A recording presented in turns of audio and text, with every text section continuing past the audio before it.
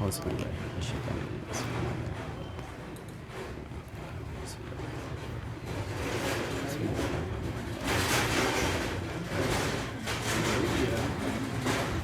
ایک صلوات اور پڑھ دیں محمد و آل محمد پر۔ اللہم صلی علی محمد۔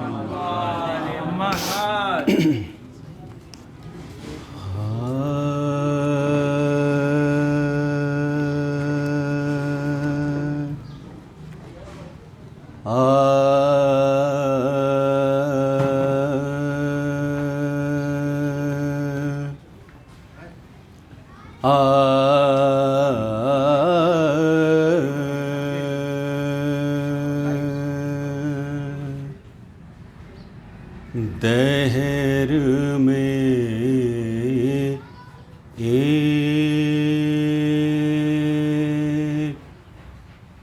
اجالا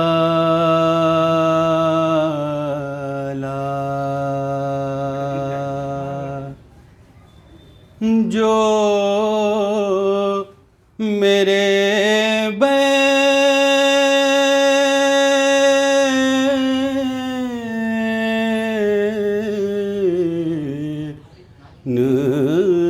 سے ہے، دہر میں ایک اجالا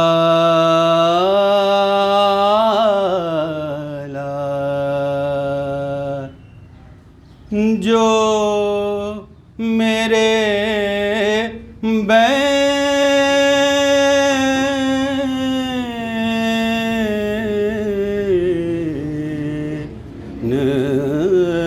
سے ہے، نور وہ دستخط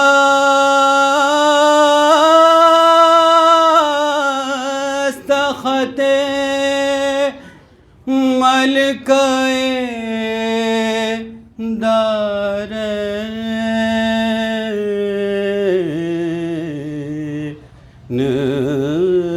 سے ہے،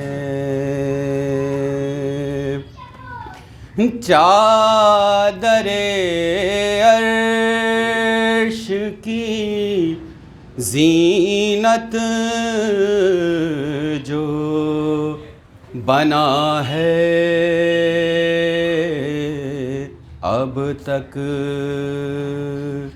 چادر عرش کی زینت جو بنا ہے اب تک، وہ ستارہ در مقدوم کونین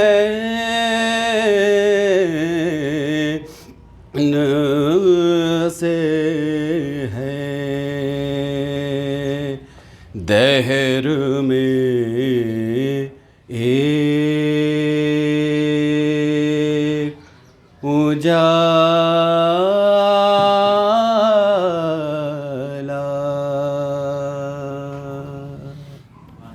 ایک صلوات پڑھ دے محمد و آل محمد۔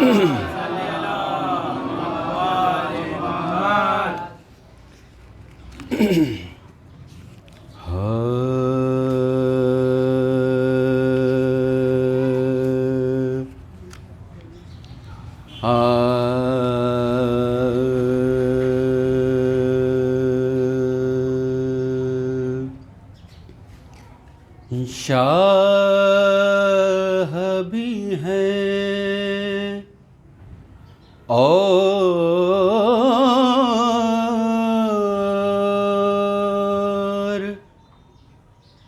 بادشاہ بھی ہیں، حسین شاہ بھی ہے اور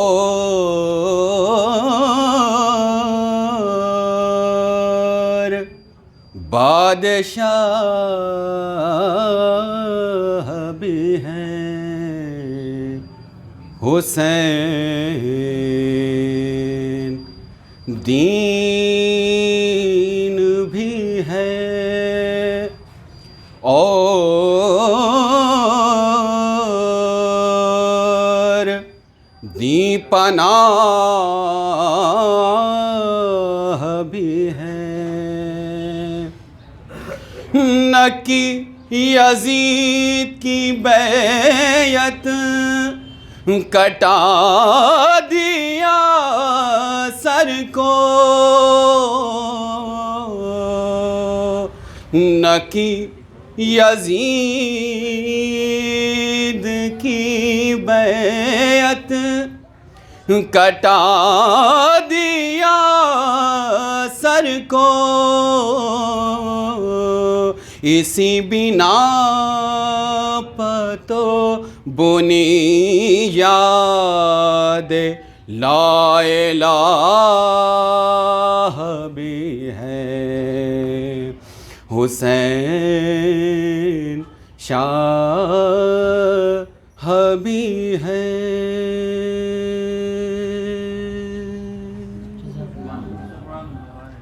ایک صلوات پڑھ دیں محمد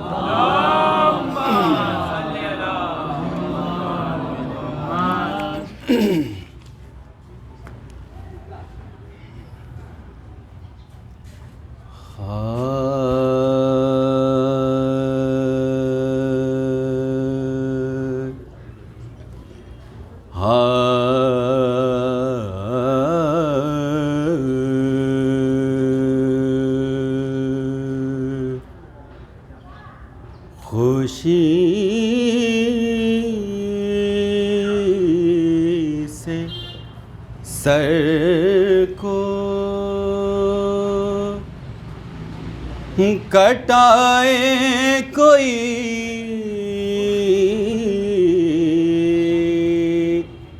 تو ہم جانے خوشی سے سر کو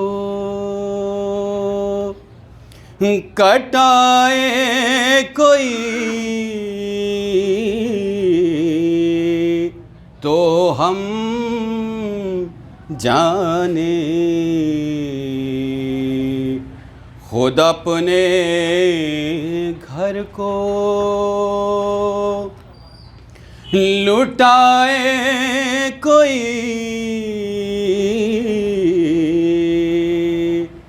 تو ہم جانے بشر جہاں میں خدا بھی بنا نبی بھی بنا بشر جہاں میں خدا بھی بنا نبی بھی بنا حسین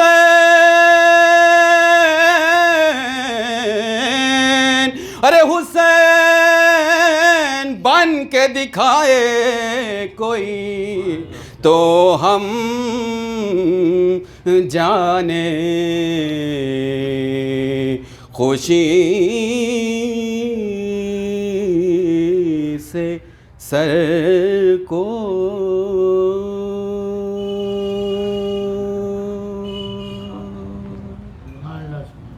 ایک صلوات پڑھ دیں محمد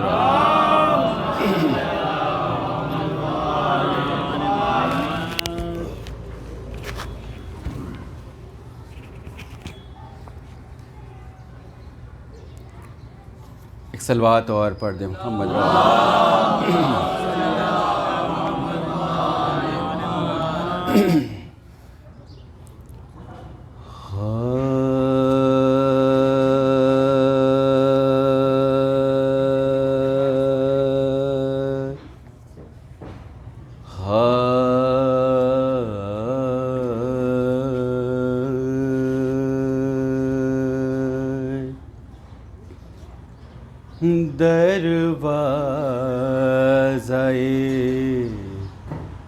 حسین پہ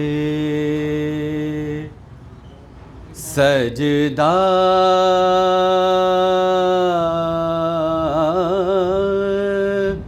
کیے بغیر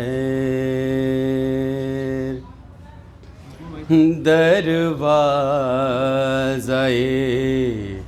حسین پہ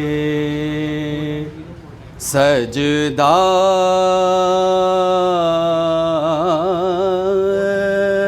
کیے بغیر بنتا نہیں ولی کوئی ایسا کیے بغیر دروازۂ حسین پہ سجدہ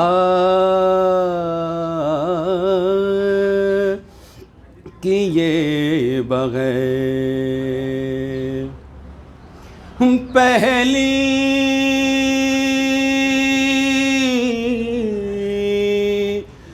پہلی نظر میں شاہ نے حر سے یہ کہہ دیا پہلی نظر میں شاہ نے حر سے یہ کہہ دیا جانے نہ دیں گے ہم تمہیں اپنا کیے بغیر دروازۂ حسین پہ سجدہ کیے بغیر 9 لاکھ سر جھکے ہیں تبسم کے سامنے 9 لاکھ سر جھکے ہیں تبسم کے سامنے اصغر نے جنگ جیت لی حملہ کیے بغیر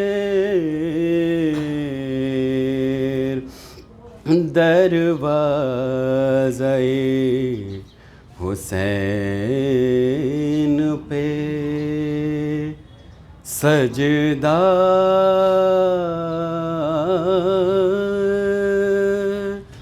کیے بغیر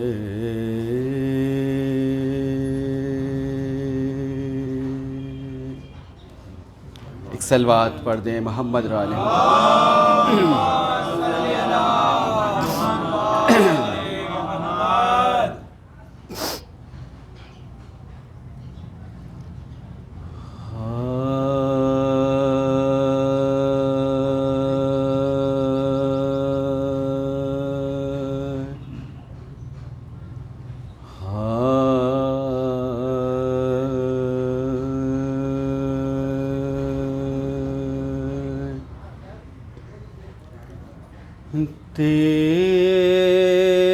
تیری آنکھیں تیرا چہرہ بھول کب پائی حسین آج بھی زینب کی آتی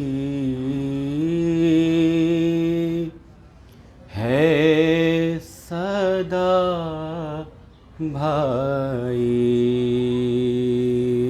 حسین، تیری آنکھیں تیرا چہرہ بھول کب پائی حسین،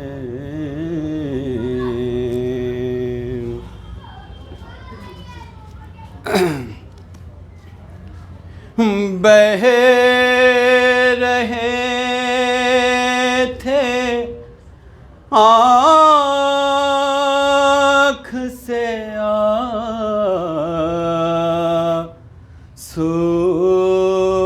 تیری رخصت کے وقت، بہہ رہے تھے آنکھ سے آنسو تیری رخصت کے وقت،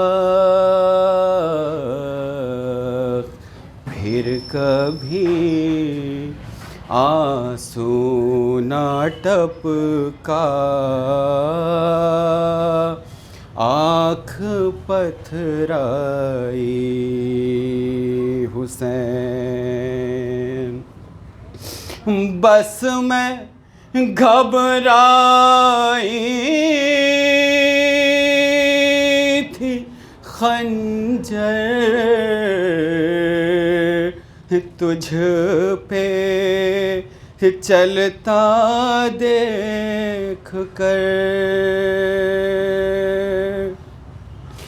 بس میں گھبرائی تھی خنجر تجھ پہ چلتا دیکھ کر، پھر کسی مشکل میں گھر کر میں نہ گھبرائی حسین، چلتے ناقے سے گرایا خود کو جلتی ریت پر،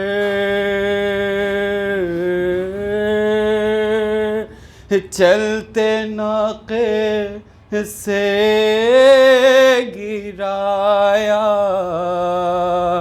خود کو جلتی ریت پر، گھٹنیوں کے بل میں تیری لاش تک آئی حسین،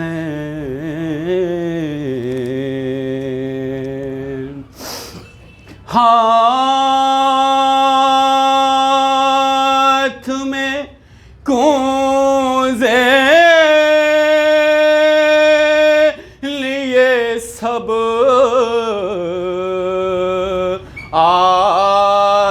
آسمان تکتے رہے،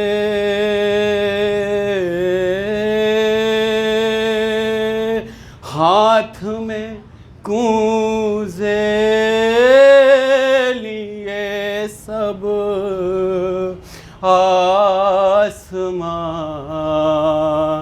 تکتے رہے، ابر نے ایک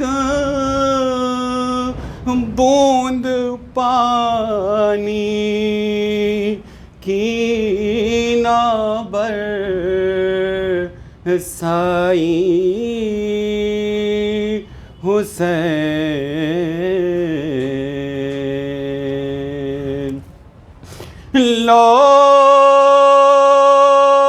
لوٹ کر مولا کے در سے اپنے گھر کو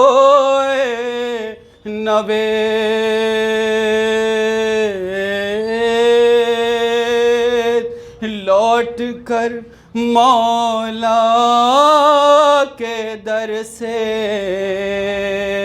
اپنے گھر کو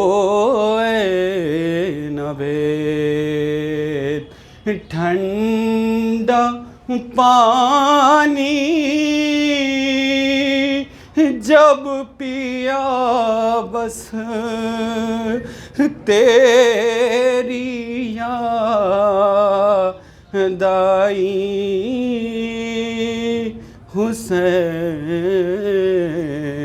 حسین تیری آنکھیں تیرا چہرہ بھول کب پائی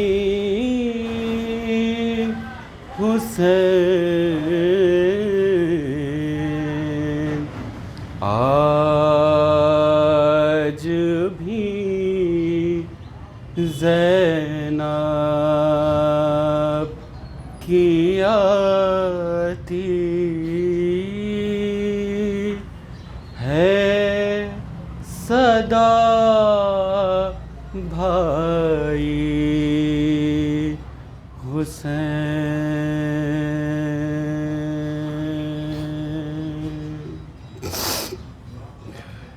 فاتحہ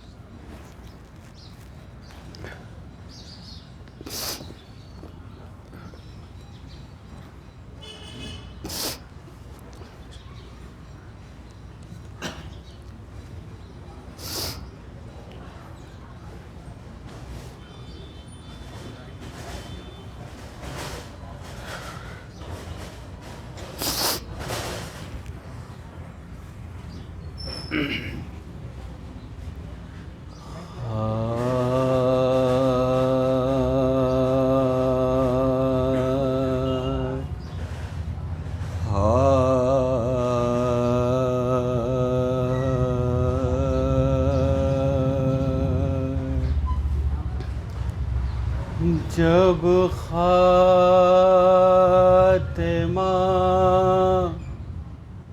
بخیر ہوا فوج شاہ کا کوثر پہ قافلہ گیا پیاسی سپاہ کا گھر لٹ گیا جناب رسالت پناہ کا ارے خاک اڑ رہی تھی حال یہ تھا بارگاہ کا بھائی نہ وہ رفیق نہ وہ نور تھے ہائے دو بہنیں رونے والی تھیں اور ایک حسین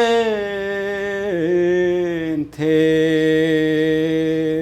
دیوہڑی وہ صبح تک تھے دو دستہ جہاں سوار، ارے خادم ہے وہاں کوئی نہ کوئی ہے رفیق و یار، وہ لوں وہ دو پہر کی تپش اور وہ غبار،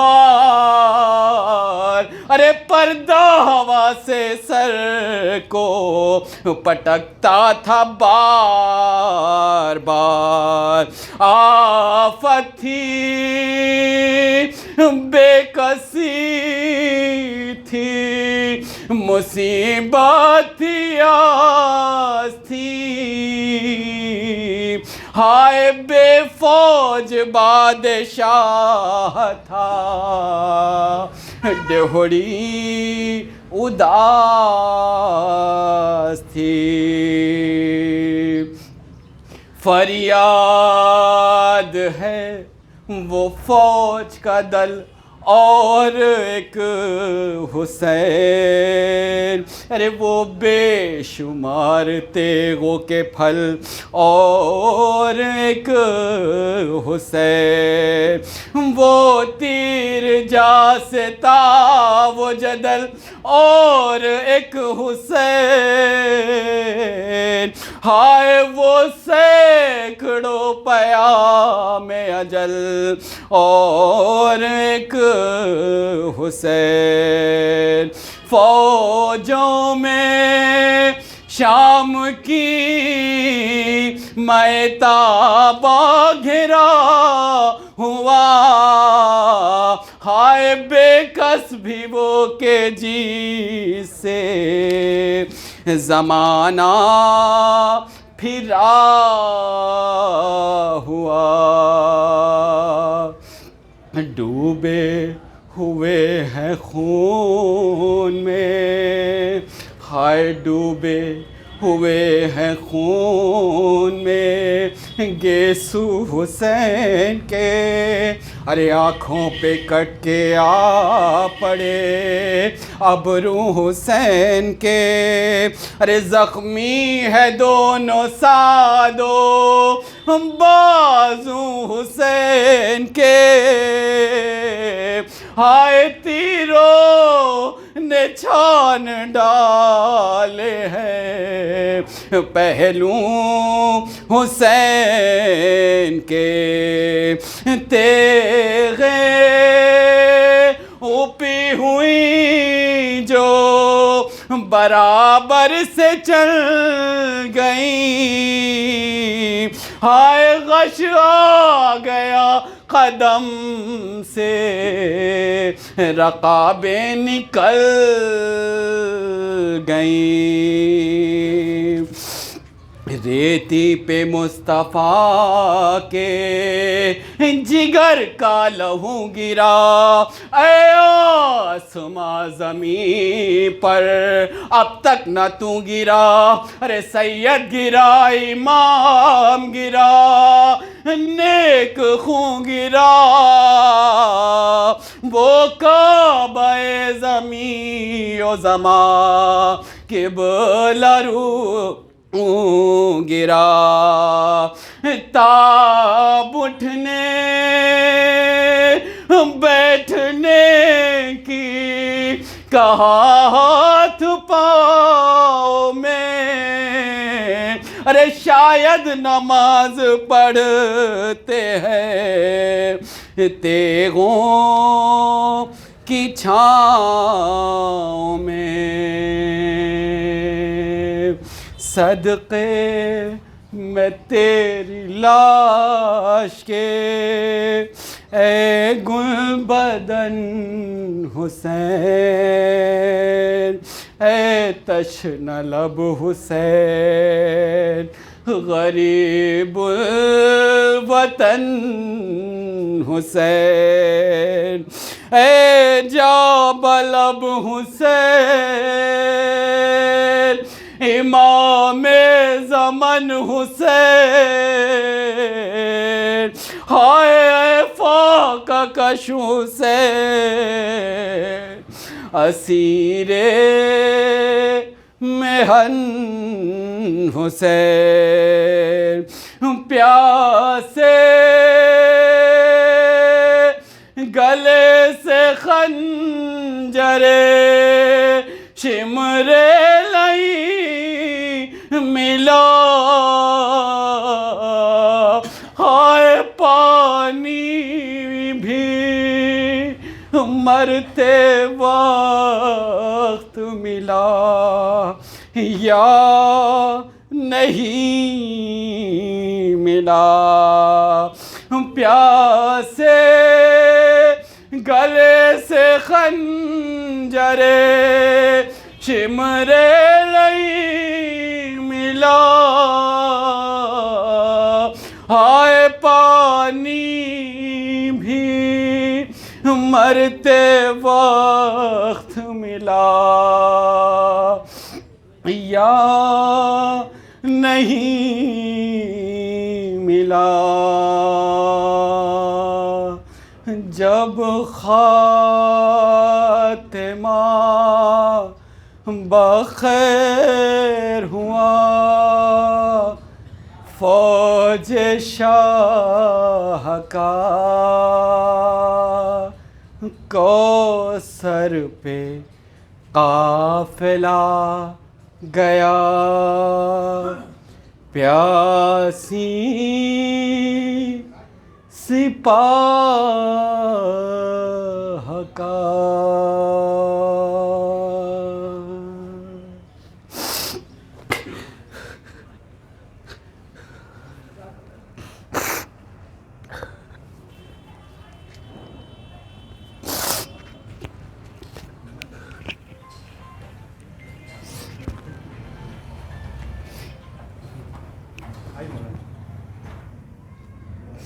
امری ویسر لی امری واحلل عقدۃ من لسانی یفقہوا قولی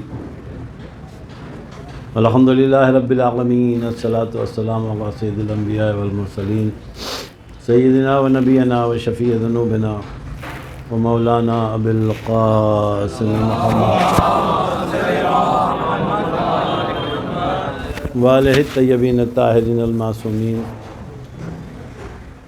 اما بعد فقد قال اللہ تبارک و تعالی فی کتاب المجید و فرقان الحمید وقولہ الحق وهو اصدق القائلین بسم اللہ الرحمن الرحیم انا فتحنا لک فتحا مبینا ایک صلوات ہے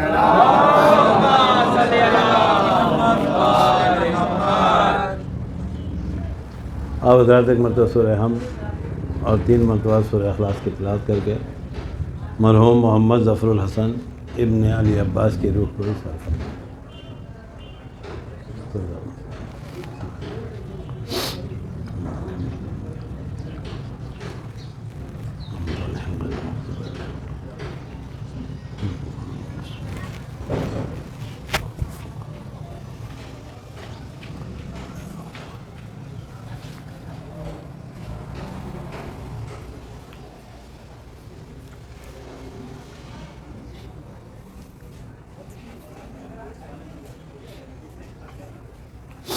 ایک مرتبہ صلوات پڑھ دو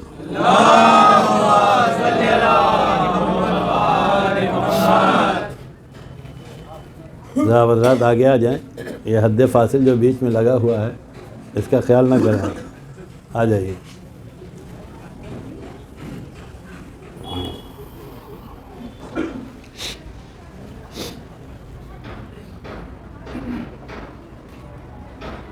سورہ فتح کی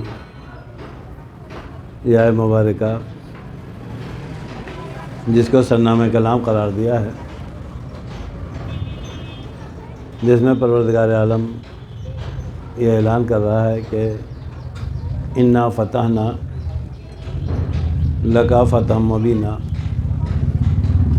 بے شک پیغمبر ہم نے آپ کو ایک کھلی ہوئی کامیابی اور کھلی ہوئی فتح عنایت فرمائی۔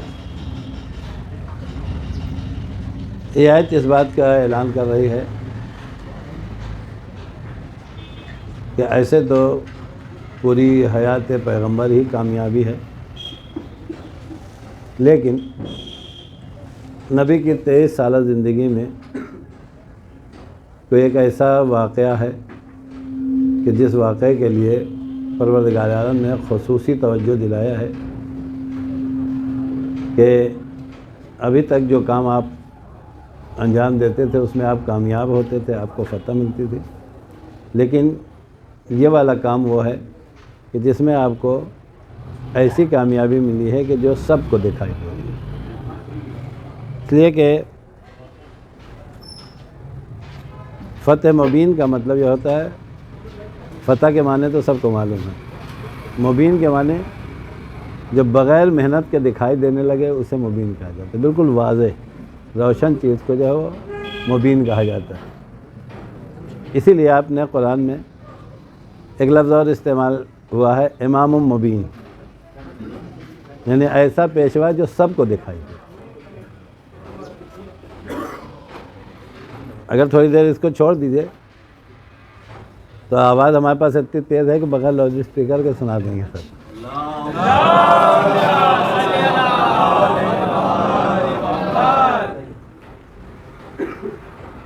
اور جو مجمع ہے وہ سنتے سنتے اس آواز سے اتنا مانوس ہو گیا ہے کہ جب نہیں بھی سن پاتا تب بھی سمجھ لیتا۔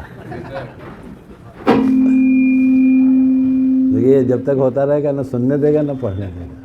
ایک مرتبہ اور صلوات پڑھ لیں۔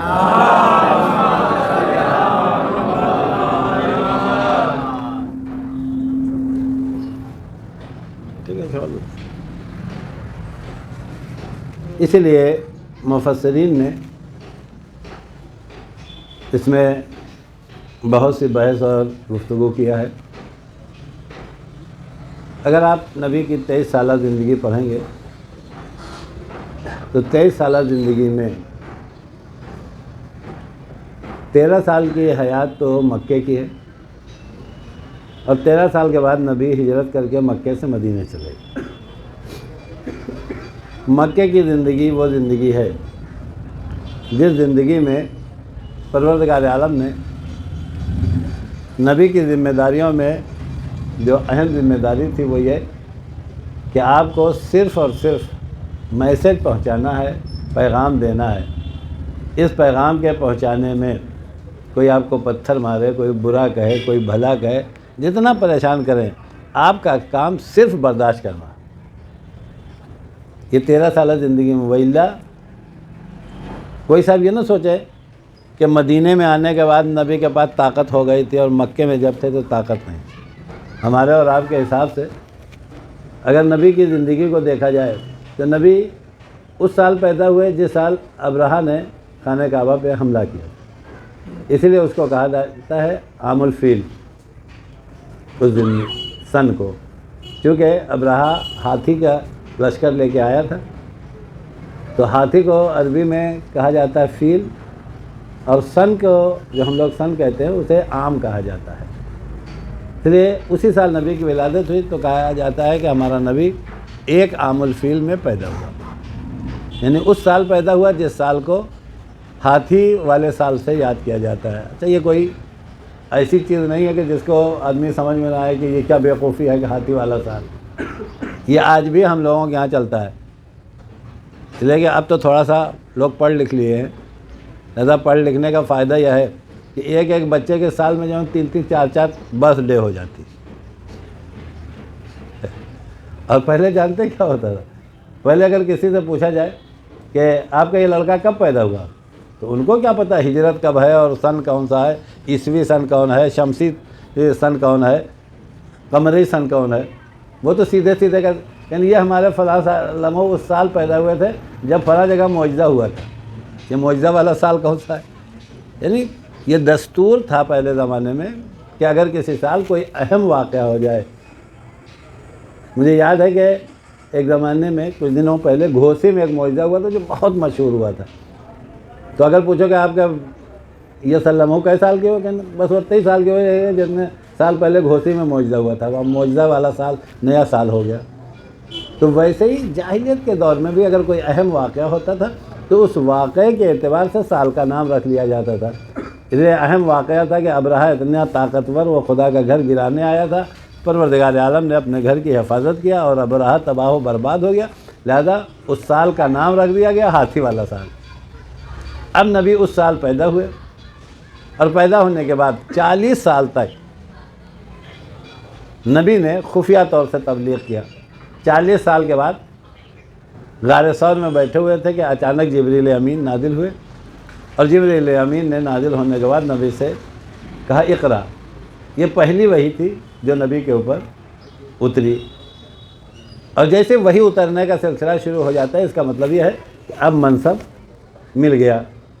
لیکن منصب بھی دو طرح کا ہے۔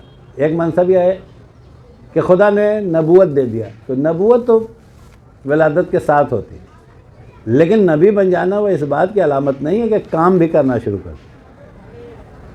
منصب ملنا بالکل ویسے ہی جیسے پتہ چلا کہ اعجاز بھائی کا بینک سے ٹرانسفر ہو گیا، اور ٹرانسفر ہوا کہ جب پروموشن ہوتا ہے تبھی ٹرانسفر ہوتا ہے۔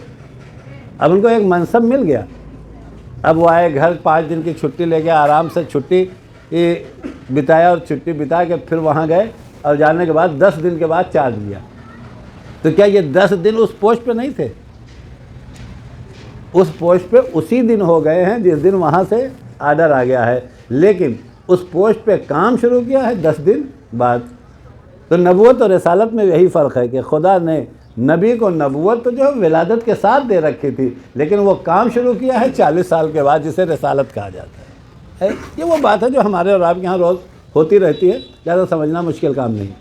اب 40 سال کا سن وہ سن ہوتا ہے، دیکھیے اس والے ماحول میں نہیں کہ اب 40 سال میں جو ہے وہ لڑکوں کے بال پک جاتے ہیں، وہ بوڑھے ہونے لگتے ہیں۔ ارے 40 سال کیا، 20 سال کے ایک سلموں سے کہا گیا 50 کلو کی ایک بوری ہے، اٹھا لو، جیسے انہوں نے اٹھایا دوسرے دن ٹیڑھے ٹیڑھے چلنے لگے، کہا ہوا کہ ان کمر جھک گئی۔ یعنی اب تو 20 سال والا بھی جو ہے وہ 50 کلو پہ بوڑھا دکھائی دیتا ہے۔ لیکن اگر سچ میں پوچھا جائے تو 40 سال انسان کی طاقت کا انتہائی وقت ہوتا ہے، جس کو کہا جاتا ہے بالکل کڑیل جوانی۔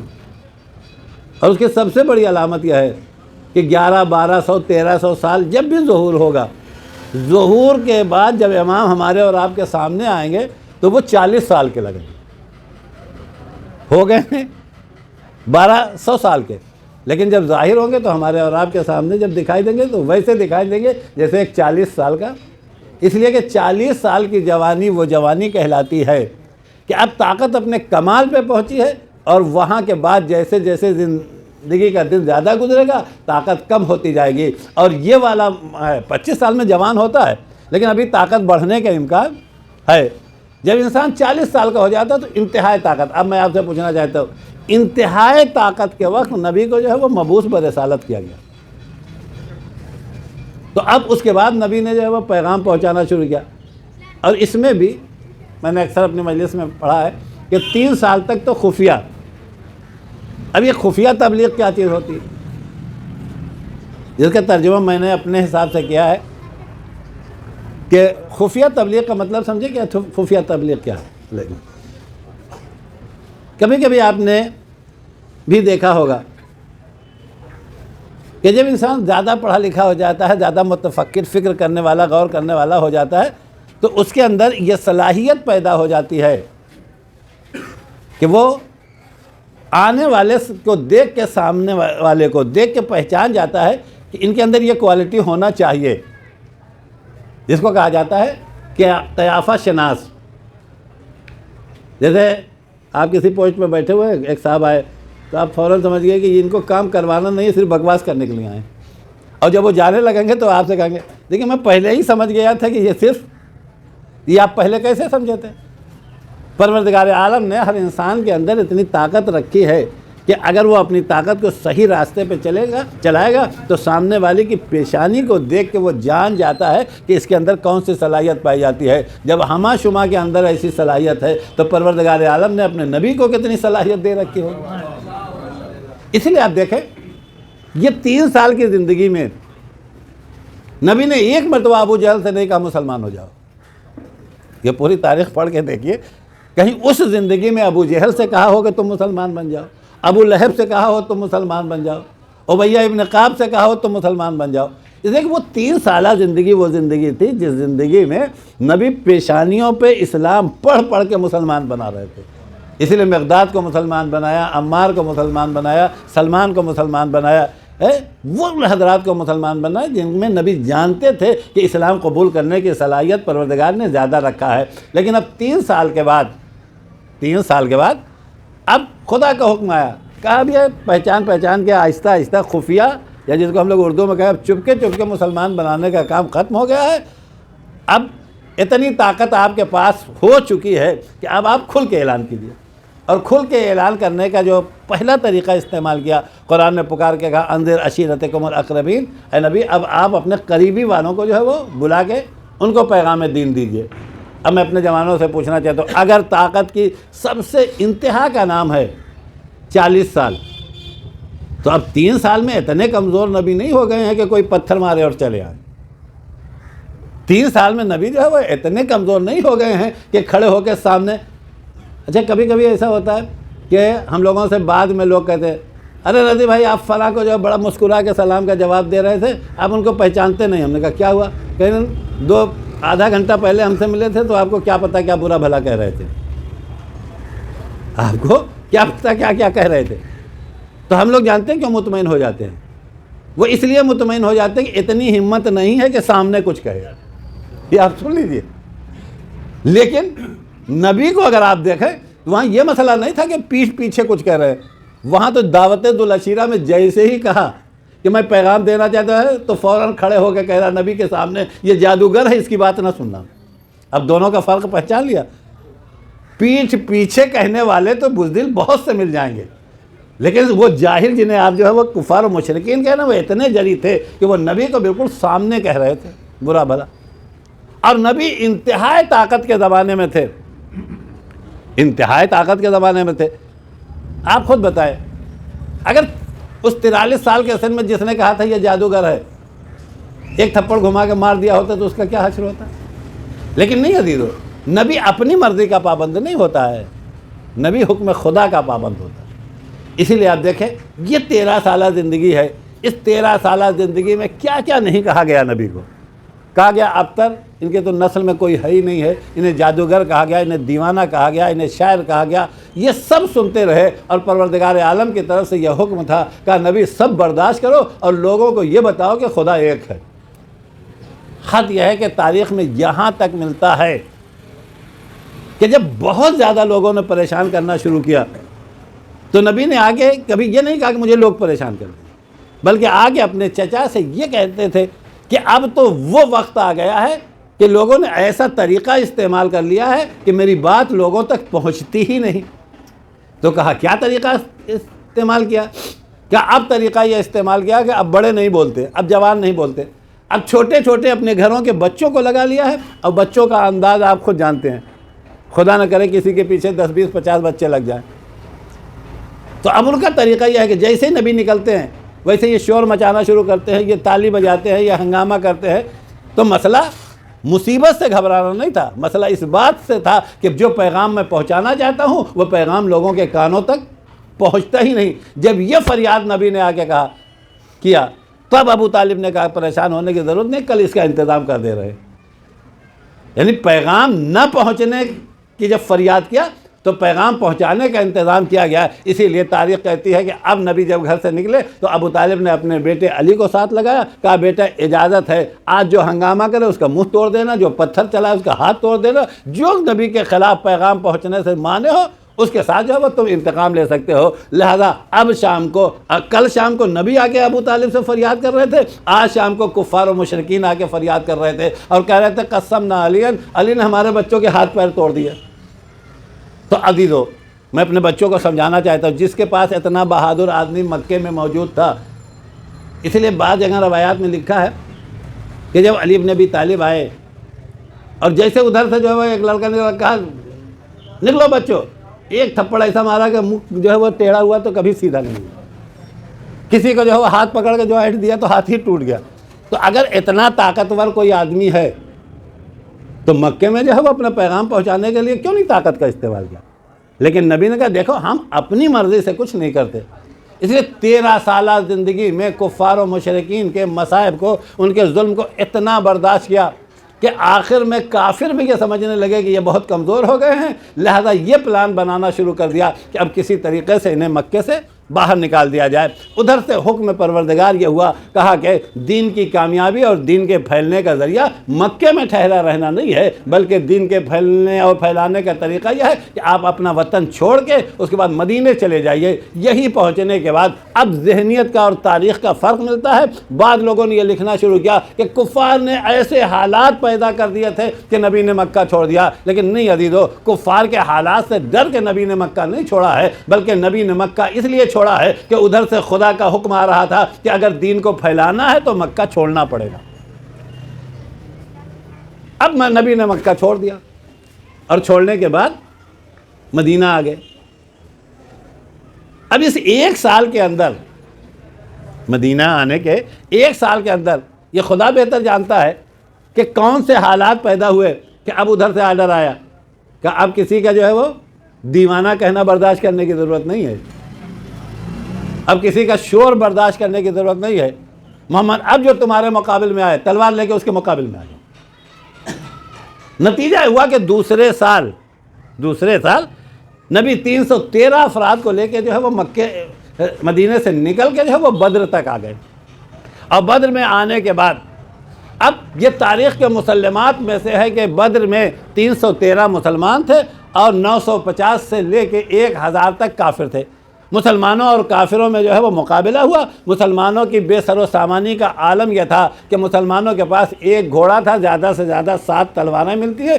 اتنی جو ہے وہ کمزوری کے ساتھ 313 افراد نے جب 1000 کے اوپر حملہ کیا تو 1000 میدان چھوڑ کے چلے گئے۔ اب میں آپ سے پوچھنا چاہتا ہوں، میدان میں جمے رہنے والے کو کامیاب فاتح کہا جاتا ہے یا بھاگنے والوں کو؟ حد ہے کہ تاریخ میں ایک جملہ ملتا ہے کہ جب یہ سب بھاگ کے مکے پہنچے، اچھا یہ سب چیزیں ہم لوگوں کے یہاں چونکہ ایسے حالات نہیں ہیں جنگ ونگ والے، لہذا ہم لوگ اپنی عورتوں کا مزاج پہچان بھی نہیں پائے، لیکن جہاں ایسے حالات پیدا ہوتے ہیں وہاں ایک چیز بہرحال، جب مرد میدان چھوڑ کے بھاگتا ہے تو اس کو غیرت اگر کوئی دلاتا ہے، دوسرا مرد نہیں دلاتا، عورتیں دلاتی۔ اب اس کے لیے ایک واقعہ سن لیجئے۔ ایران کا یوم آزادی جو ہے وہ 22 بہمن ہے، اور جس زمانے میں ایران عراق وار چل رہی تھی تو صدام نے پہلے ہی اعلان کر دیا تھا کہ ہم 22 بہمن کو جو ہے وہ قم میں راکٹ پھینکیں گے، حملہ کریں گے۔ اور نتیجہ ہوا کہ جب آزادی والا جلوس باہر نکلا اور جو حضرات زیارت کے لیے گئے ہیں، حرم والا روڈ جس کو خیابان حرم کہا جاتا ہے، جب اس روڈ کے اوپر پورا شہر جمع ہو گیا، یعنی جتنے لوگ جلوس میں شریک ہونے والے مرد عورت بچے تھے وہ ایک خیابان ایک سڑک کے اوپر آ گئے۔ اتنے میں جو ہے وہ فضا میں جہاز کی آواز سنائی دینے لگی۔ راکٹ پھینکنے میں اور جہاز کے آنے میں ایک فرق ہے۔ راکٹ جب گرتا ہے یا میزائل جب گرتی ہے تو ایک مرتبہ گری، ایک دھماکہ ہوا، سارا ہنگامہ ختم۔ لیکن جب جہاز آتا ہے تو جتنی دیر تک فضا میں جہاز رہے گا، جہاز کی آواز الگ، اگر وہ بم گرا دیتا ہے تو اس کا دھماکہ الگ، اور بم نہ گرانے پائے اس کے مقابلے میں جتنی شہر میں اینٹی کرافٹ لگی ہوئی ہیں 10 20 40 50 100 200، وہ ان کی آواز الگ۔ اب آپ خود اندازہ لگائیے۔ اور قم جیسے شہر میں ہم لوگوں کو اس وقت معلوم تھا 32 اینٹی کرافٹ، یعنی 32 جو ہے وہ ایسی توپیں ایسی بندوقیں لگی ہوئی تھی کہ جن کا کام تھا کہ اگر فضا میں جہاز آ جائے تو جہاز کے اوپر جو ہے وہ فائر کرنا شروع کر دے، وہ حملہ کرتی ہے۔ آپ کو اندازہ لگائیں، ایک طرف 32 آواز ادھر سے جہاز کی آواز، اب اگر وہ بم گرا دے گا تو بم کی آواز۔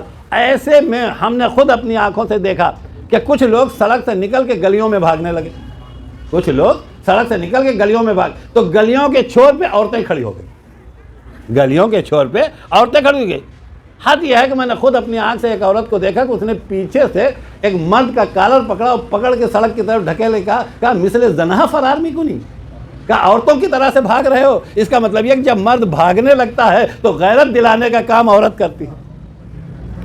میں نے اس واقعے کو صرف اس لیے آپ کو سنایا ہے، اب آپ خود انصاف سے بتائیں، جب بدر سے 1000 بھاگے ہوں گے، جب بدر سے 1000 بھاگے ہوں گے اور بھاگ کے انہوں نے اپنی عورتوں سے ملاقات کیا ہوگا، تو اب ان مردوں کا حال عورتوں نے کیا کیا؟ اس لیے واقعے میں ایک واقعہ ملتا ہے کہ عورتوں نے جمع ہو کے پوچھا کہ وہ کتنے تھے، کہا 313، کہا تم کتنے تھے، کہا 1000، تو کہا بھاگے کیوں؟ دیکھیے یہ منظر ہم لوگ نہیں ہے، اس لیے کہ ہمارے یہاں کوئی ایسا واقع ہی نہیں ہوا ابھی، اور جب ہونے لگے گا تو ہم لوگ بھی محسوس کرنے لگیں گے۔ اب منظر وہی ہے کہ عورتیں پوچھ رہی ہیں کہ تم کیوں بھاگے؟ کیا وہ بہت زیادہ تھے؟ کہا نہیں، وہ تو کل 313 تھے۔ کہا تم کتنے تھے؟ یعنی ہم 3 گنا تھے۔ تو اب بھاگنے کا سبب کیا ہے؟ کہا بھاگنے کی وجہ ایک ہے کہ ان 313 میں جو ان کا نمائندہ اور رہبر اور قائد تھا، وہ ایسا نمائندہ اور رہبر اور قائد تھا کہ لوگ اس کی آواز کے اوپر اتنا متحد تھے کہ وہ کہتا تھا کھڑے ہو جاؤ تو کھڑے ہو جاتے تھے، وہ کہتا تھا بیٹھ جاؤ تو بیٹھ جاتے تھے، وہ کہتا تھا جان دینے کے لیے آگے بڑھو تو آگے بڑھ جاتے تھے، وہ کہتا تھا پیچھے ہٹو تو پیچھے ہٹ جاتے تھے۔ عزیزو اب سمجھ میں آیا زیادہ افراد کی ضرورت نہیں ہے، قائد کی آواز پہ لبیک کہنے کی ضرورت ہے، قائد کی آواز پہ۔ اب یہ نہ کہیے گا اتنی بڑی بڑی طاقتوں سے امام لڑ کے جیتیں گے کیسے؟ مسئلہ جیتنے کا نہیں ہے، مسئلہ قیادت کا ہے۔ جب ایسا قائد آ جائے گا کہ جس کے پیچھے کل 313 جمع ہوئے تھے تو بدر فتح ہو گئی تھی، آج جب ظہور کے بعد اس کا بیٹا آئے گا تب بھی 313 ایسے ہی جمع ہو جائیں گے جو آواز پہ جان دینے کے لیے تیار ہو جائیں گے۔ جب قیادت کامل ہوتی ہے تو کامیابی خود بخود مل جاتی ہے۔ ایک صلوات پڑھیں محمد وعلی محمد پہ۔ تو اب یہ بہت بڑا مارکہ تھا۔ اس مارکے کی خصوصیت یہ ہے کہ بعد میں جب گنا جانے لگا کہ کتنے مرے اور کس نے کس کو جو ہے وہ قتل کیا، تو تاریخ نے لکھا کہ 70 کافر اور کل 13 یا 14 مسلمان شہید ہوئے، اور ان 70 میں سے 36 کو تنہا علی بن ابی طالب نے قتل کیا۔ اچھا یہ 36 اور 70 سن کے ہمارے بچوں کے ذہن کے اوپر جو ہے وہ زیادہ تاثرات جانتے کیوں نہیں پیدا ہوتے؟ یہ تو آج چوروں والی لڑائی کے زمانے میں پیدا ہوئے ہیں کہ ایک میزائل جو ہے وہ اتنے بڑے مجمع پہ اٹھا کے پھینک دیا، یہاں کو 150 آدمی بیٹھے ہوئے ہیں، سب کے سب مر گئے۔ تب ہم نے اور آپ نے سوچا 150 کہاں 70؟ اس 70 میں اور اس 150 میں ایک فرق جانتے کیا ہے؟ اس 70 جو مارے گئے تھے اس میں ایک ایک کر کے اپنے قوت بازو کے ذریعے سے قتل کیا گیا تھا، کسی اسلحے کے ذریعے سے ایک ساتھ سب کو۔ معلوم اگر ابھی اسی کو خدا نہ خواستہ پوری دیوار گر جائے تو 150 مر جائیں گے، لیکن یہ 150 مرنا حادثہ ہے، کمال نہیں ہے۔ لیکن بدر میں جو 36 کو علی بن ابی طالب نے قتل کیا تھا وہ حادثہ نہیں تھا، وہ قوت بازو کا کمال تھا جو علی بن ابی طالب کے قوت سے ظاہر ہوا تھا۔ لیکن اتنا کمال ہونے کے بعد، اتنی طاقت ظاہر ہونے کے بعد کہیں آپ کو نہیں ملے گا کہ یہ اعلان قرآن نے کر دیا ہوگا یہ بہت بڑی کامیابی ہے۔ اس کے بعد اب آپ جو ہے وہ احد کا میدان دیکھیں۔ مجھے سرکار علامہ جوادی کا جملہ یاد آ رہا ہے کہ بدر اور احد میں ایک فرق پروردگار نے رکھا۔ وہ فرق جانتے کیا رکھا؟ بدر میں تو 2-4 مسلمان آپ کو مل جائیں گے جو یہ کہیں کہ ہم نے بھی مارا تھا۔ بدر میں تو کم سے کم 2-4 مسلمان آپ کو مل جائیں گے، وہ کہیں گے ہم نے بھی فلاں کو مارا، ہم نے بھی فلاں کو مارا۔ احد اس میدان کا نام ہے جہاں کوئی نہ ملے گا، سب مسلمان کہے گا ہم بھاگے تھے، تنہا علی کہیں گے ہم نے مارا تھا۔ لیکن یہ احد کی خصوصیت ہے۔ اور اس کے بعد احد میں بھی یہ ہے کہ کم سے کم 70 مسلمان یہ کہہ سکتے ہیں کہ تنہا علی نہیں جمع تھے، ہم بھی جمے تھے۔ اگر نہیں جمے تھے تو شہید کیسے ہوئے؟ کہ احد میں 70 مسلمان شہید ہوئے، تو یہ جو شہید ہوئے میدان میں رکے تبھی شہید ہوئے، جو بھاگ جائے گا وہ کہاں شہید ہوگا؟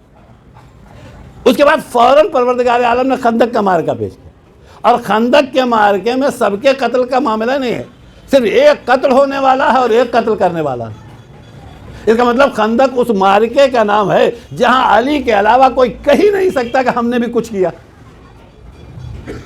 اب میں آپ سے پوچھنا چاہتا ہوں، اگر ان تینوں مارکوں کو آپ دیکھیں گے تو اب قاعدتاً ہونا کیا چاہیے؟ بدر کو کامیابی کہنا چاہیے تھا، بدر کو نہیں کہا تو احد کو کامیابی کہنا چاہیے تھا، احد کو نہیں کہا تو اس کا مطلب اب خندق کو کامیابی کہہ دینا چاہیے۔ لیکن کتاب قانون الہی میں نہ بدر فتح کا نام ہے، نہ احد فتح کا نام ہے، نہ خندق فتح کا نام ہے۔ اب اس کے بعد تاریخ کہتی ہے کہ سن 6 ہجری میں نبی نے اعلان کیا، اس لیے کہ اب اچھے خاصے مسلمان ہو گئے تھے، اس لیے کہ خندق میں جب نبی آئے ہیں تو مسلمانوں کی تعداد خندق میں 3000 ہو چکی تھی، یعنی اب کم سے کم 3000 مسلمان ہیں۔ اس لیے نبی نے اعلان کیا سن 6 ہجری میں کہ مسلمانوں ہم عمرہ کرنے کے لیے جو ہے مکے چل رہے ہیں، جو لوگ ہمارے ساتھ چلنا چاہتے ہیں وہ چلے۔ لیکن ابھی حالات بہت زیادہ اچھے نہیں تھے، اس لیے تاریخ میں ایک جملہ ملتا ہے کہ نبی جب مکے سے نکلے ہیں ذیقعد کے مہینے میں تو نبی کے ساتھ 1400 لوگ جو ہے وہ مکے کی طرف چلے. اور یہ خبر جب مکے میں پہنچی تو مکے میں ابھی نبی داخل نہیں ہونے پائے تھے.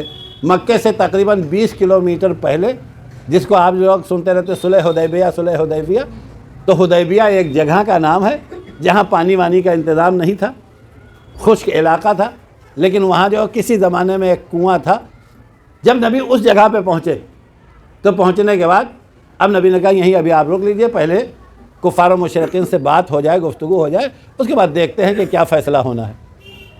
تو لوگوں نے یہ فریاد کرنا شروع کیا کہ یا رسول اللہ آپ ایسی جگہ پڑاؤ ڈال رہے ہیں جہاں پانی کا ایک قطرہ نہیں ہے، ہم لوگوں کا کیا ہوگا؟ اس لیے کہ عربستان میں سب سے بڑا مسئلہ جو ہے وہ پانی ہی تھا.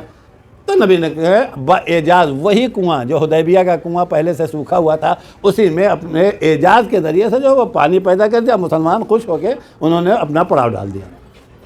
اب جب مسلمان وہاں رکے تو اب آپس میں جو ہے وہ جس کو کہا جائے گفتگو کے لیے ادھر سے کفار کا نمائندہ آیا، اور جب کفار کے نمائندے کے بعد ادھر والے نمائندے کو بھیجنا ہوا تو نبی نے خلیفہ دوم سے کہا کہ حضور آپ تشریف لے جائیے مسلمانوں کی طرف سے.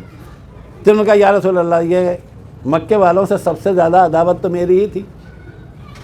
اچھا دیکھیے یہاں آپ سے مسکرا کے نہ سچ سب سے زیادہ عداوت ہی نہیں کی تھی، اس لیے کہ انہوں نے اسلام قبول کرنے کے بعد ان کافروں کے لیے بالکل برہنہ تلوار تھے. اس لیے آپ خود ہی سنتے رہتے ہیں کہ ان کا کوڑا اتنا مشہور تھا. یہ کوڑا جانتے ہیں کیوں مشہور تھا؟ کسی سے کہا کہ تم لا الہ الا اللہ کہو، نہیں کہا، لگا دیا. تو اب ایسے آدمی کے بہرحال آپ کے پاس اس وقت طاقت ہے، ہم کچھ نہیں کر پا رہے، لیکن آپ عداوت اور دشمنی تھوڑی ختم کر سکتے ہیں. اسی لیے جب حدیبیہ میں نبی نے ان کو بھیجنے کی کوشش کی تو انہوں نے غلط بات نہیں کی کہ کوئی صاحب یہ سوچے کہ ارے، انہوں نے کہا کہ یا رسول اللہ ہماری تو ان سے اتنی پرانی دشمنی ہے کہ اگر ہم گئے تو یہ اپنی عداوت نکالیں گے، ہو سکتا ہے مجھے قتل کر دیں. تو کوئی میسج جو دینا چاہیں گے وہ میسج پہنچے گا نہیں. کہا پھر کیا کیا جائے؟ کہا عثمان کو بھیج دو. کہتا نبی نے عثمان کو بلایا، اور بلانے کے بعد کہا آپ مکے جائیے. اور جانے کے بعد یہاں کفار و مشرکین سے بات کرنے کے لیے عثمان جو ہے وہ مکے پہنچے. یہاں مسلمانوں کے درمیان جو ہے خبر پھیل گئی کہ کافروں نے انہیں قتل کر دیا. جب یہ خبر نبی کے پاس پہنچی تو ایک مرتبہ یہ 1400 مسلمان جو نبی کے ساتھ آئے ہوئے تھے، نبی نے سب کو بلایا، اور بلانے کے بعد اب سب سے دوبارہ بیعت لیا اس بات کے اوپر کہ اگر عثمان کا خون بہہ گیا ہے تو ہم اس خون کا بدلہ لینے کے لیے جو ہے وہ اب مکے میں کے اوپر خروج کریں گے اور ایک ایک کافر سے بدلہ لیں گے. اس بیعت کو بیعت رضوان کہا جاتا ہے. یہ جو آپ مجلسوں میں سنتے رہتے ہیں بیعت رضوان، لیکن کوئی بچہ ہمارا جانتا ہی نہیں کہ یہ ہے کیا بیعت رضوان. تو چونکہ صلح حدیبیہ کے وقت یہ خبر پھیل گئی تھی کہ جناب عثمان کو کافروں نے قتل کر دیا تھا، تو اس کا قصاص اور بدلہ لینے کے لیے نبی نے ایک مرتبہ اور عہد لیا مسلمانوں سے کہ دیکھیے اب ان سے بدلہ لینا ہے. لیکن ابھی عہد و پیمان ختم ہوا تھا کہ ایک مرتبہ لوگوں نے دیکھا کہ وہ مکے سے واپس آ رہے ہیں. کہا کیا ہوا؟ کہا کسی نے جو ہے وہ یہ خبر جو ہے وہ غلط اڑا دیا ہے تھا، میرے ساتھ کوئی ایسی بدسلوکی کافروں نے نہیں کیا. نتیجہ یہ ہوا کہ جب نبی نے یہ دیکھا کہ نہیں کافروں کی طرف سے بھی جو ہے وہ کوئی غلط جواب نہیں ملا ہے، تو اب نبی نے کہا کہ بلایا جائے ان کے نمائندے کو اور طے کیا جائے کہ کیا ہونا چاہیے. اب ادھر سے ان کا نمائندہ آیا اور اس نے آنے کے بعد یہ کہا کہ دیکھیے ہم لوگ کسی صورت سے تیار نہیں ہیں کہ آپ مکے میں داخل ہوں، لیکن ہاں ہم سب نے مل کے یہ فیصلہ کیا ہے کہ اگر آپ اس سال جو ہے وہ واپس چلے جاتے ہیں تو پھر آئندہ آنے والے سال میں ہماری طرف سے کوئی پابندی نہیں ہے، آپ تشریف لے آئیں اور لانے کے بعد جو ہے وہ یہاں مکے میں داخل ہونے کے بعد آپ طواف کریں، قربانی پیش کریں، جو بھی آپ کرنا چاہتے ہیں وہ کریں، ہماری طرف سے کوئی پابندی نہیں ہے. جس کو آپ سنتے رہتے ہیں. تو اب نبی نے کہا کہ یہ زبانی بات زبانی نہیں ہوگی بلکہ یہ معاہدہ تحریراً لکھا جائے گا. اسی لیے آپ سنتے رہتے ہیں کہ جب تحریری معاہدہ لکھنے کا مسئلہ آیا تو علی بن ابی طالب کاغذ و قلم لے کے کھڑے ہوئے. نبی نے کہا کہ اے علی اس کے اوپر لکھو ھذا ما صالح محمد رسول اللہ، جیسے کہا ھذا ما صالح محمد رسول اللہ لکھو. ادھر سے کافر نمائندے نے کہا نہیں یہ نہیں لکھا جائے گا، اس لیے کہ اگر ہم آپ کو رسول اللہ مان لیتے تو پھر جو ہے وہ جھگڑے کا کوئی مسئلہ نہیں تھا. کہا کیا لکھا جائے گا؟ کہا لکھا جائے گا ھذا ما صالح محمد ابن عبداللہ. میرے بچے ان لفظوں کو یاد رکھیں. یہ وہ صلح نامہ ہے جس میں محمد ابن عبداللہ صلح کر رہا ہے. ایک نبی نے کیا کہا تھا؟ یہ وہ معاہدہ ہے جس میں محمد رسول اللہ صلح کرنا چاہتا ہے. عبداللہ اور رسول اللہ دو الگ الگ لفظ ہو گئے تھے. نبی نے کہا ٹھیک ہے وہ محمد ابن عبداللہ لکھوانا چاہتے ہیں لکھ دو. اب اس کے بعد دوسرا مسئلہ آیا کہ پھر نبی نے کہا کہ لکھو کہ بے اسم کا اللہم پہلا جملہ تھا, دوسرا جملہ جو ہے وہ رسول اللہ تھا, اور تیسرا جملہ یہ تھا جو سیاسی پہلو ہے کہ کافر نے انہوں نے یہ کہا دیکھیے ایک معاہدہ آپ کو کرنا ہوگا, اگر ہمارا کوئی آدمی بغاوت کر کے آپ کے پاس آ جائے تو آپ کو واپس دینا پڑے گا, لیکن اگر آپ کا کوئی آدمی جو ہے وہ ہمارے پاس چلا جائے تو ہم واپس نہ کریں گے. نبی نے کہا ٹھیک ہے یہ بھی معاہدہ ہے. جیسے یہ معاہدہ ہوا ویسے بعض مسلمان جو ہے وہ اس بات کے اوپر جو ہے وہ نبی سے متفق نہیں ہوئے, اس لیے کہ سب سے بڑا خطرہ یہ ہے کہ یہ صلح نامہ کے بعد اب ہمارا کیا ہوگا. اگر ہمارا کوئی آدمی چلا گیا تو اسے تو کافر پکڑ لیں گے, ان کا کوئی آدمی آیا تو ہمیں چھوڑنا پڑے گا. یہ بہت مشکل کام تھا. نبی نے تینوں باتیں مان کے کافروں کی, اپنی نہیں. پہلا کہا تھا کہ نبی نے کہا کہ لکھو بسم اللہ الرحمن الرحیم, انہوں نے کہا نہیں بسمک اللہم لکھا جائے گا, شروع کرتے ہیں اللہ کے نام سے. نبی نے کہا لکھ دو, کہا رسول اللہ لکھا جائے گا, کہا نہیں محمد ابن عبداللہ لکھا جائے گا. نبی نے کہا لکھ دو. اس کے بعد کہا کہ آپ والے کو جو ہے وہ ہم نہ چھوڑیں گے, ہمارے والے کو آپ کو چھوڑنا پڑے گا. عزیزو میں آپ سے پوچھنا چاہتا ہوں یا رسول اللہ کافروں کی بات مان کے آ رہے ہیں, دیکھیں ساری بات جو ہے وہ کافر کی مان رہے ہیں. نبی نے اعلان کیا, کہا مسئلہ جو ہے وہ چاہے جنگ ہو چاہے صلح ہو, سامنے والے کی بات ماننا نہیں ہے, یہ دیکھنا ہے کہ کیا مان رہے ہیں کیا نہیں مان رہے ہیں. اگر سامنے والا بھی حق ماننے کے لیے کہے تو مسلمان کو مان لینا چاہیے, باطل ماننے کے لیے کہے تو جان دے دینا چاہیے, لیکن بات کو نہیں ماننا چاہیے. اب کسی نے پوچھا وہ کیسے؟ کہا جس طریقے سے اللہ رحمان و رحیم ہے اسی طریقے سے تنہا اللہ ہے یا نہیں. ہم تو اس اللہ کا نام لکھوا رہے تھے جو مہربان ہے, یہ تنہا اللہ کو جو بغیر مہربانی کی صفت کے کہہ رہے تھے, لہذا اللہ بہرحال حق ہے, مان لیا جائے گا. جس طریقے سے ہم رسول اللہ ہیں حق ہے, اسی طریقے سے ہم ابن عبداللہ ہیں حق ہے, یہ بھی مان لیا جائے گا. میں نے کہا یہ دونوں باتیں تو سمجھ میں آ گئی, لیکن ادھر والا جائے تو وہیں رہ جائے, ادھر والا آئے تو چھوڑ دیا جائے. تو نبی نے کہا نادان تجھے نہیں معلوم, ہم نے اتنے دنوں سے اپنی زحمتوں سے جنہیں سینچ کے مسلمان بنایا ہے وہ کوئی ایرا غیرہ مسلمان نہیں ہے. یہ لفظ بدل کے کہا وہ 14ویں صدی کا مسلمان نہیں ہے جو 2 ڈنڈوں سے دین چھوڑ دے. ہمیں اپنے والے پہ اتنا اعتبار ہے کہ جب وہاں جائے گا تو ان کو اپنا جیسا بنائے گا, ان کا والا جب ہمارے یہاں آئے گا تو ہمارے کیریکٹر کو دیکھ کے جا کے انہیں بتائے گا. لہذا اس میں خطرے کی ضرورت نہیں ہے. اگر مسلمان بناؤ تو اتنا پکا بناؤ کہ کافروں کے درمیان جا کے مسلمان رہ جائے. ایک صلوات پڑھے محمد والے محمد. لیکن عزیزو اب یہاں تک آنے کے بعد یہ بات سمجھ میں آ گئی کہ بدر جیسی لڑائی جہاں اتنی بڑی کامیابی ہوئی, قرآن نے اسے کامیابی نہیں کہا, احد کو کامیابی نہیں کہا, خندق کو کامیابی نہیں کہا, لیکن جیسے ہی نبی نے بغیر لڑے حدیبیہ میں جو ہے وہ تحریری معاہدہ صلح نامہ کر دیا اور نبی جو ہے وہ واپس ہونے لگے تو ایک مرتبہ آیت قرآن اتری کہ اے نبی یہ صلح حدیبیہ صرف تحریر لکھنے کا نام نہیں ہے, یہ بدر سے بڑی کامیابی ہے, یہ احد سے بڑی کامیابی ہے, یہ خندق سے بڑی کامیابی ہے. اسی لیے کہا انا فتحنا لک فتحا مبینا. میں کہوں گا یا رسول اللہ وہاں تو گردنیں کٹی تھی, وہاں تو دشمن بھاگا تھا, یہاں تو کچھ نہیں ہوا, ایک کافر بھی نہیں مرا. تو کہا کہ مرنا اور مارنا اسلام کا مقصد نہیں ہے, اسلام کا مقصد جو مشن لے کے چلا ہے اس مشن میں کامیاب ہونا ہے. اگر مشن میں جو ہے وہ آپ کامیاب ہو گئے تو چاہے گردن کاٹیں تب بھی کامیاب ہے, گردن کٹا لے تب بھی کامیاب ہے. اگر آپ اتنی دیر تک میرے ساتھ ہیں تو میں ایک جملہ کہنا چاہتا ہوں. صلح حدیبیہ کو دیکھنے کے بعد ایک چیز کا فیصلہ ہو گیا کہ جنگ کربلا جو ہے وہ کامیابی کا نام ہے, شکست کا نام نہیں ہے. اس لیے کہ گردن کٹنا اور کاٹنا نہ دیکھیے, کربلا کا مقصد دیکھیے. کربلا کے مقصد کا نام ہے یزید چاہتا تھا حسین بیعت کر لے. اب اگر حسین نے بیعت کر لیا ہوتا تو اس کا مطلب یہ ہے کہ حسین شکست خوردہ ہے, لیکن اگر حسین نے بیعت نہیں کیا, حسین نے بیعت نہیں کیا, بھلے سے گردن کٹ گئی, تو اب گردن کٹ جانا ہار کی علامت نہیں ہے, بیعت کا انکار ہمیشہ کامیابی کی علامت ہے. میں نے کسی مجلس میں یہ بات پڑھی تھی کہ کسی نے بعد میں پوچھا کہ میدان کربلا میں حسین جیتے یا ہارے, میدان کربلا میں حسین جیتے یا ہارے. علی گڑھ کے کسی جلسے میں مولانا علی نقی صاحب اللہ مقامہ سے کسی نے پوچھا کہ آپ ایک لفظ میں جواب دیں کہ کربلا میں حسین جیتے یا ہارے.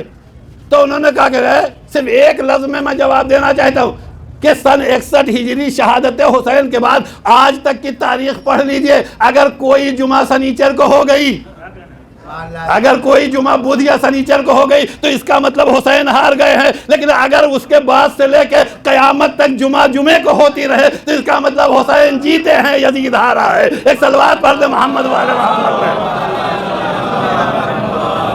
اس لیے کہ واقعہ کربلا سے پہلے اسلام اتنا مسخ ہو چکا تھا کہ لوگوں کو یہی نہیں پتا تھا کہ آج جمعہ ہے یا بدھ۔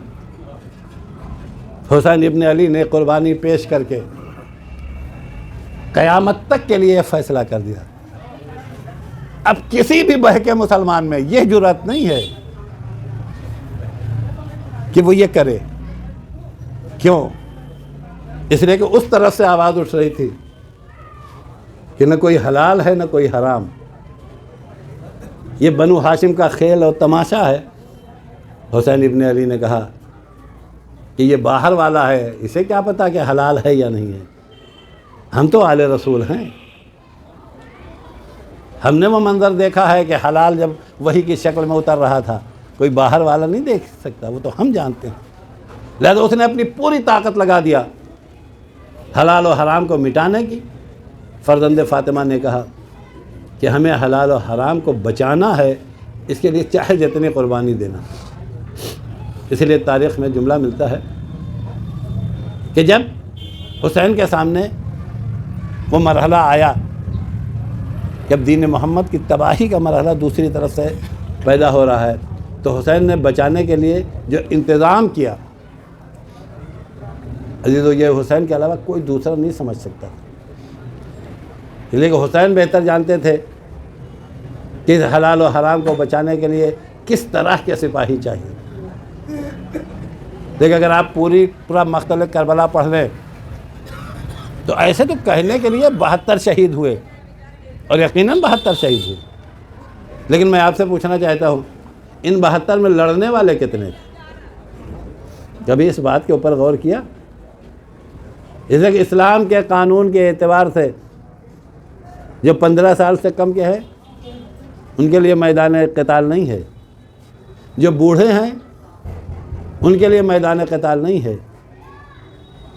میدان میں فوج میں کون؟ آج تک وہی نظام ہے، اور یہ فوج ہی کا نظام ہے کہ ہر نظام میں آدمی 60 سال تک کام کرنے کے لائق ہوتا ہے، لیکن فوج میں کوئی 60 سال والا نہیں ہوتا۔ اس کی وجہ یہ ہے کہ وہاں قوت بازو دکھانا ہے۔ اب اگر آپ اس اعتبار سے سوچیں گے تو آپ انصاف سے بتائیں میدان کربلا میں کتنے ایسے تھے جو سپاہی کے سن میں تھے؟ کیا علی اصغر سپاہی کے سن میں تھے؟ کیا مسلم ابن اوسجہ جو ہے وہ سپاہی کے سن میں تھے؟ کبھی اس بات کے اوپر غور کیا؟ میں نے مقتل میں ایک جملہ دیکھا کہ صبح عاشور حسین ابن علی نے اپنے بیٹے سے کہا، بیٹا علی اکبر آج تم اذان دو۔ علی اکبر گلدستہ اذان پہ گئے، علی اکبر نے اذان دیا، حسین ابن علی نے نماز پڑھایا، اور نماز پڑھا کے اب حسین کے یہ ساتھی اپنے خیموں کی طرف بڑھ رہے تھے کہ اب مقتل لکھتا ہے کہ ادھر سے پیسر ساز نکل کے کہتا ہے، اے فوج والوں گواہ رہنا، خیام حسینی کی طرف پہلا تیر میں نے چلایا۔ اس تیر کا چلنا تھا کہ لشکر یزید میں کم سے کم 4000 تیر اندازوں کی تعداد ملتی ہے، سب نے تیر چلا دیا۔ جب اتنے افراد نے تیر چلایا اور یہ نمازی نماز پڑھ کے نکل رہے تھے تو مقتل کہتا ہے کہ کم سے کم 40 سے 50 افراد جام شہادت نوش کر رہے تھے۔ میں نے جو مقتل میں پڑھا ہے، جو مشہور عدد ہے وہ تو 72 ہے، اور بہت سی روایت میں زیادہ سے زیادہ جو لکھا ہے 135 تک لکھا ہے، لیکن جو شہرت ہے وہ یہی ہے کہ صرف 72 افراد تھے۔ اب آپ خود سوچیں، 72 افراد اگر تھے اور 40 شہید ہو گئے تو بچے کتنے؟ کل 32 ہی تو بچے، اور ان 32 میں سے علی اصغر بھی ہے، ان 32 میں مسلم ابن اوسجہ بھی ہے، اس 32 میں حبیب ابن مظاہر بھی ہے۔ تب روایت کہتی ہے جب باقاعدہ جنگ شروع ہوئی تو باقاعدہ جنگ کے پہلے سپاہی ہے وہب کلبی، اور ظہر سے پہلے کے آخری سپاہی ہے مسلم ابن اوسجہ۔ اس کا مطلب یہ ہے کہ اذان کا وقت جو 12 سوا 12 بجے جو بھی ہوتا ہے وہ آخری وقت تھا جب مسلم ابن اوسجہ نے جام شہادت نوش کیا. تو اب میں اپنے لحاظ سے یہ کہنا چاہتا ہوں کہ 11 سوا 11 کا واقعہ رہا ہوگا کہ ایک مرتبہ جناب مسلم اٹھے اور جناب مسلم کی ایج کے لیے عمر کے لیے ملتا ہے کہ 90 سال یا اس سے زیادہ کے تھے. عالم یہ تھا ضعیفی کی وجہ سے. آج کل تو یہ ہے ہارٹ اٹیک اور کڈنی فیل اور ہارٹ فیل اور یہ سب جو ہے بیماریاں ایسی پیدا ہو گئی ہیں کہ کوئی آدمی اتنا بوڑھا ہوتا ہی نہیں.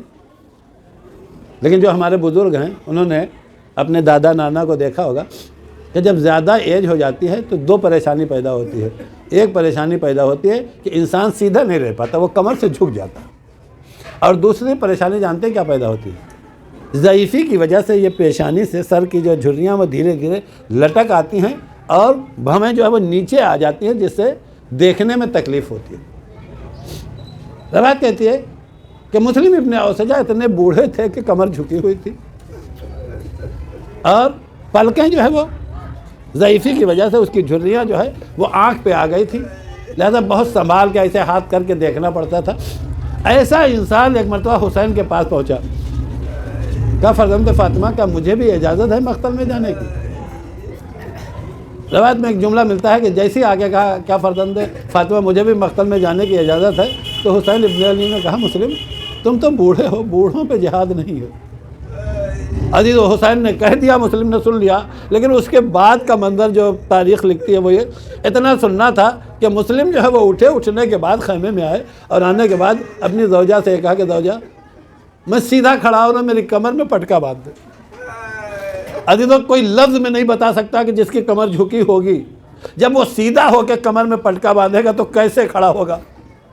میں یہ نہیں کہہ سکتا کہ کیسے کھڑے ہوئے، لیکن روایت میں یہ ہے کہ جتنا تن کے سیدھا ہو سکتے تھے جناب مسلم اتنا تن کے سیدھے ہوئے اور بیوی نے جو ہے وہ کمر میں پٹکا باندھ دیا. کہا ابھی ایک کمزوری اور ہے، اور وہ یہ ہے کہ میری پلکیں جھکی ہوئی ہے، دکھائی نہیں دے رہا ہے، لہذا میں پلکوں کو اوپر کھینچ رہا ہوں تو میری پیشانی پہ رومال باندھ دو.